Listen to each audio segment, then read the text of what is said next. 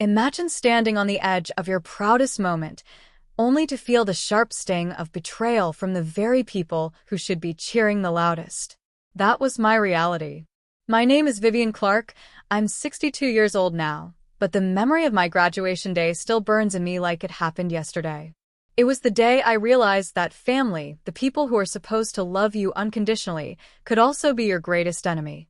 But to understand why that moment cuts so deep, I have to take you back to my childhood, where the cracks in my so-called family bond first began to show. Growing up, I wasn't the golden child. That title belonged to my older sister, Melanie. Melanie was the picture-perfect daughter, pretty, polite, and effortlessly charming. Teachers adored her, neighbors praised her, and my parents practically worshipped the ground she walked on. Then there was me, awkward, bookish, and always just a step behind. If Melanie got an A, my A- was treated like a failure. If Melanie won a trophy, my certificate was barely worth mentioning. I remember one birthday in particular. I must have been turning 10. Mom had thrown this elaborate party for Melanie's 16th a few months earlier. She had balloons, a custom cake, a hired DJ, even a rented hall. For me, my birthday cake was a day-old sheet cake from the grocery store with my name misspelled, Vivian instead of Vivian. The candles were leftovers, mismatched and bent. I laughed it off in front of my friends, but inside, I felt invisible. That feeling only grew over the years. Holidays were the worst. A Christmas morning, Melanie's pile of gifts reached almost to the ceiling. Mine? A couple of sweaters and maybe a book if I was lucky. You're more practical, Vivian, Mom would say dismissively. Melanie just appreciates the finer things. As if my lack of gifts was somehow a compliment. Dad wasn't much better. He had this way of looking right through me, as if I were just occupying space in his house rather than being part of his family. Once, when I was 12, I overheard him say to a friend, "Melanie is going places. Vivian, well, she'll find her way eventually." He didn't even notice I was standing in the hallway, clutching the railing with tears welling in my eyes. The truth was I did find my way. I worked harder than anyone in my family ever gave me credit for. While Melanie coasted on charm, I buried myself in books, clawing my way to honor roll year after year. I studied late at night with a flashlight under the covers when the electricity was cut off because Dad forgot to pay the bill again. I saved my allowance to buy used textbooks that Melanie never even touched. And then there was the silent pact I made with myself. One day, I would prove them wrong. One day, I'd have something they couldn't ignore. That something became my education. But the more I excelled, the colder my family grew. They didn't like that my achievements couldn't be dismissed so easily anymore. Teachers praised me, classmates respected me, and guidance counselors told my parents I had real potential. Instead of being proud, Mom would frown and say, "Don't get a big head, Vivian. You're not Melanie." Those words stung more than I ever let her see. By the time I reached high school, I had learned to expect nothing from them. No praise, no encouragement, no love. Still, somewhere deep down, I kept hoping that maybe, just maybe, if I accomplished something truly monumental, they'd finally look at me the way they looked at Melanie. Graduation was supposed to be that moment. My moment. The one day that couldn't be stolen, overshadowed, or dismissed. Or so I thought. High school became my battlefield. Every hallway, every classroom, every test was another chance to prove that I was more than just Melanie's awkward little sister. But if you asked my family, you'd think I was invisible. I remember freshman year, when I got accepted into the advanced math program. It was a huge deal. Only 10 students in the whole grade were chosen. I rushed home, clutching the letter in my hands, heart pounding with pride. I laid it on the dinner table like it was a golden ticket. Melanie glanced at it, rolled her eyes, and said, "So what? Math nerd club." Mom laughed at her joke. Dad didn't even look up from the TV. I sat there in silence, my cheeks burning, the letter suddenly feeling like nothing more than scrap paper. That was the night I realized my victories would never matter to them. Still, I pushed on. I joined academic clubs, volunteered at the library, and even got a part-time job to save money for college. Melanie, on the other hand, spent her time at parties, trying out for cheerleading, and dating half the football team. Somehow, no matter how shallow her accomplishments were, she was showered with admiration. One night during junior year, I overheard my parents talking in the kitchen. "She's just different," Mom sighed. "Vivian isn't like Melanie. She's not memorable." "Yeah," Dad agreed. "Melanie will marry well, settle down. Vivian's more practical." The word practical hit me like a curse. Practical was their polite way of saying boring, forgettable, disposable. So I doubled down. If I couldn't win their love, I would at least win the world's respect. By senior year, I was at the top of my class, neck and neck with the valedictorian. Teachers admired my perseverance. Counselors praised my work ethic. My classmates, even the ones who barely knew me, respected the quiet determination I carried. But at home, nothing changed. The closer I got to graduation, the more tense things became. My parents didn't ask about my grades, my college applications, or my scholarship offers. Instead, all they cared about was Melanie's upcoming engagement party. That's right. While I was preparing to walk across the stage and accept my diploma, Melanie was preparing to show off her shiny new engagement ring from a man she had only been dating for 6 months. One evening, about 2 weeks before graduation, I walked into the living room to find Mom and Dad flipping through bridal magazines with Melanie.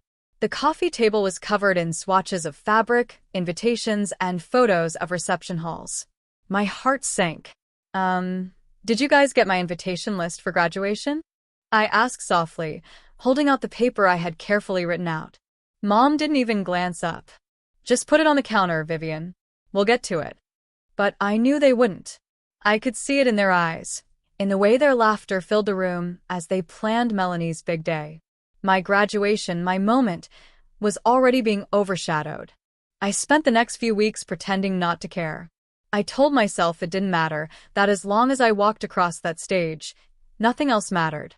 But inside I was praying that for just one day, my parents would set aside their obsession with Melanie and be proud of me. The night before graduation, I ironed my gown myself. Melanie was out late with her fiancé. Mom and Dad were asleep by the time I finished. Alone in my room, I hung the gown up and stared at it for what felt like hours. "Tomorrow," I whispered to myself, "tomorrow they'll see me." But I couldn't shake the dread. Somewhere deep inside, I knew that the people who had ignored me my whole life weren't about to change overnight. I just didn't realize how far they'd go to remind me of my place. Because on graduation day, in front of my entire class, my teachers, and even strangers, my family would make sure that my moment of triumph turned into the most humiliating experience of my life. The morning of graduation felt like electricity in the air. I woke up before the sun, my heart pounding with excitement and nervousness. This was supposed to be the day I proved to the world, and to my family, that I wasn't just practical Vivian, the invisible daughter. I slipped into my gown and adjusted the cap, staring at myself in the mirror. For the first time in years, I saw pride staring back at me. "You did this," I whispered. "They can't take this from you." When I walked downstairs, I expected maybe a smile, maybe a word of encouragement. Instead, I found Melanie twirling in the living room in her new dress, showing off her engagement ring. Mom and Dad were fawning over her, showering her with compliments. "Oh, honey, you look like a princess," Mom gushed. "Mark's a lucky man," Dad added with a grin. I cleared my throat softly. We should probably leave soon. The ceremony starts in an hour." Mom turned to me, her eyes briefly scanning my gown. "Yes, Vivian, don't be late." Then, just as quickly, her attention went back to Melanie. It was like I didn't even exist. The drive to the school was quiet, except for Melanie, who wouldn't stop talking about her engagement party. Every word felt like nails on a chalkboard. I pressed my forehead against the cool glass of the car window, trying to steady my breathing. "Focus," I told myself. "This is your day. No one can take that stage away from you." When we arrived, the auditorium buzzed with energy. Students in gowns laughed and posed for pictures. Proud parents wiped tears from their eyes, clutching bouquets of flowers. I scanned the crowd and saw classmates embraced tightly by their families, kissed on the cheeks, showered with congratulations. Then there was me, standing a few feet away from my own family who were too busy taking selfies with Melanie to even notice I was gone. The ceremony itself was a blur of speeches and applause. My name was called, and I walked across that stage, my hands trembling as I accepted my diploma. The spotlight was hot on my face, but in that moment, I held my head high. You did it, I thought. You proved them wrong. But the triumph was fleeting. When the ceremony ended, everyone spilled out into the courtyard for photos. I found my family near the steps, huddled together. I walked over, diploma clutched tightly in my hand. Congratulations, Dad said flatly, almost like an afterthought. He didn't even look me in the eye. Melanie grinned and hooked her arm through Mom's. Okay, family picture time, she chirped. She dragged them over to the photographer and positioned herself in the center. I instinctively moved to stand beside her. But then it happened. Dad's hand pressed against my shoulder, firm, dismissive. He shoved me back. Let's just do one with Melanie first, he muttered. The world tilted. I stumbled a step, heat flooding my face, as people turned to watch. My classmates, their parents, strangers, eyes burned into me as my own family posed without me, smiling like I wasn't even there. The photographer snapped away while I stood frozen, humiliation clawing at my throat. Dad, I whispered, my voice breaking. It's my graduation. But he didn't hear me. Or maybe he just didn't care. When they finally allowed me to squeeze into one photo, an afterthought, I could barely lift my chin. The damage was done. I'll never forget the smirk Melanie shot me out of the corner of her eye, as if to say, this will always be my stage, not yours.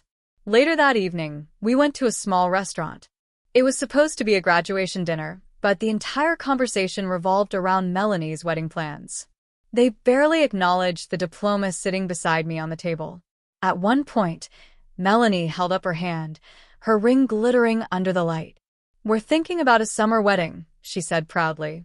Mom clapped her hands together. Perfect timing. Oh, Melanie, you'll be such a beautiful bride. I set down my fork, my appetite gone. This was supposed to be my day, I muttered, barely audible. What was that? Dad asked, his tone sharp. I swallowed hard, my chest tight. Nothing. The rest of the meal was torture. Every laugh, every toast, every mention of Melanie felt like another knife twisting in my stomach.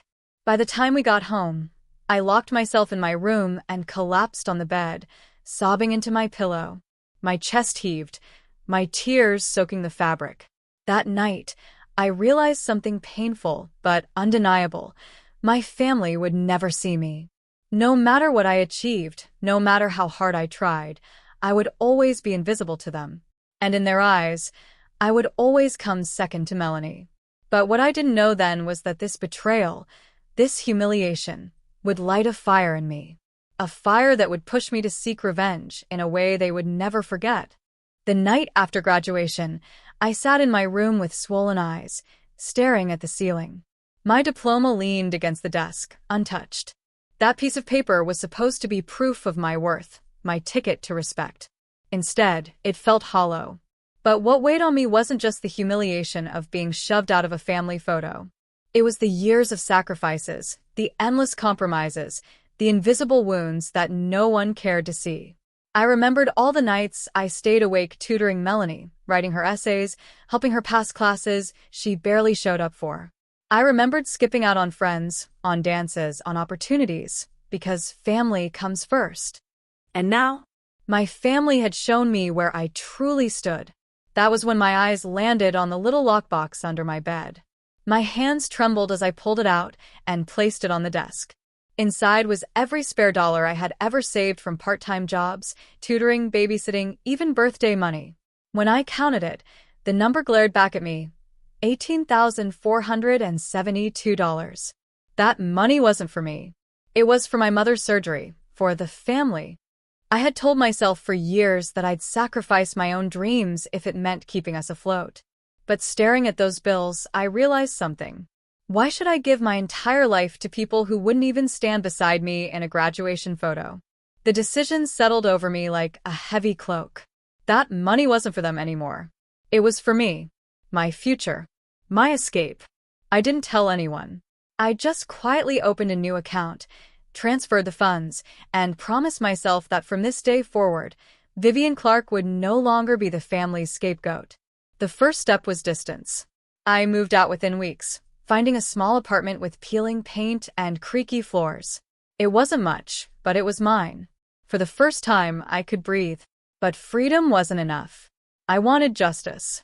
That's when I threw myself into a project I had been dreaming about for years, a nonprofit organization to help overlooked kids like me, those who were always told they weren't good enough, smart enough, or worthy enough. I poured every ounce of my energy, every dollar of that $18,000, into building it. And slowly, it began to grow. The turning point came when I shared my story online. I didn't use names, but I laid everything bare: the neglect, the favoritism, the graduation betrayal. The post went viral. Messages poured in from strangers who had lived through the same pain. My story became a beacon for thousands who felt invisible in their own families. That's when the cracks in my family's facade began to show. Relatives started calling, asking why my parents were being talked about on social media. Old friends of theirs pulled away, disgusted by what they had read. Melanie's perfect image as the golden child started to crumble. And then came the final blow. I had kept meticulous records over the years, receipts of money I contributed, notes from conversations, even copies of texts where they admitted to using me as a backup plan. When my parents tried to demand money from me, insisting that I owed them for raising me, I finally had enough. I hired a lawyer. The courtroom was cold, sterile, but the fire inside me burned hotter than ever. My parents sat across from me, Melanie at their side, her face twisted with disdain. The judge asked me to speak, and for the first time in my life, I didn't hold back. I was never a daughter to them, I said, my voice trembling but strong. I was a tool, someone to be used, discarded, and forgotten. I paid for bills. I gave up my childhood. I even saved for my mother's surgery. And yet, on the one day that should have been mine, they shoved me aside like I was nothing. I won't let them take from me anymore. Then I handed over the evidence. Every receipt, every text, every detail of how they had drained me dry. The silence in that courtroom was deafening. My family's lawyer stammered, scrambling to respond, but the damage was done. The judge ruled in my favor, granting me full control of my savings and dismissing their claims entirely. When it was over, I walked out of that courthouse with my head high, my shoulders squared. My family didn't follow. They couldn't even look me in the eye. Years have passed since that day. My nonprofit flourished, expanding into a nationwide program that helps kids find scholarships, mentorship, and most importantly, a voice. My family? They crumbled. Melanie's marriage fell apart when her fiancé learned the truth about her character. My parents live in quiet shame, isolated from the relatives who once admired them. And me? I'm free. Truly free. Sometimes I still think back to that graduation photo, the one where they shoved me aside. But now I'm grateful. Because that was the moment I realized I didn't need to fight for a place in their picture. I could build my own. And trust me, my picture is far brighter without them in it.